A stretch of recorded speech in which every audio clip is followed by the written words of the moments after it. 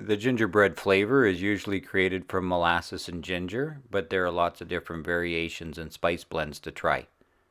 Most people will relate to the gingerbread cakes and cookies, but the flavor is easily infused into a custard too.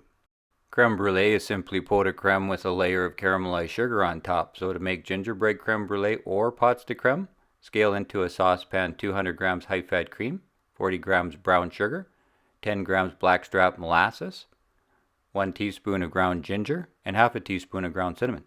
Mix well and heat to a quick simmer to dissolve the sugar and spices into the cream. Then gently temper the mixture with 2 egg yolks. Strain through a fine mesh sieve and divide between 3 125 milliliter mason jars. Make sure the lids on the jars are sealed airtight and cook the jars in a water bath heated to 85 degrees Celsius or 185 degrees Fahrenheit for 1 hour. Transfer to a wire rack to cool and store the custards in the refrigerator until you're ready to serve them.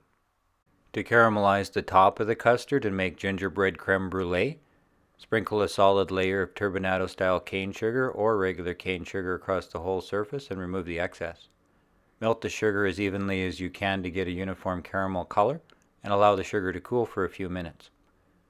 Cooking sugar can be dangerous. Little butane torches can heat the sugar and glass up enough to burn your fingers or burn someone's mouth.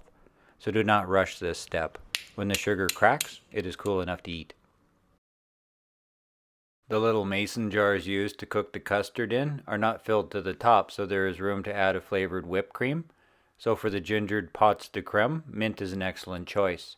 Garnish with the leftover syrup and mint sprig.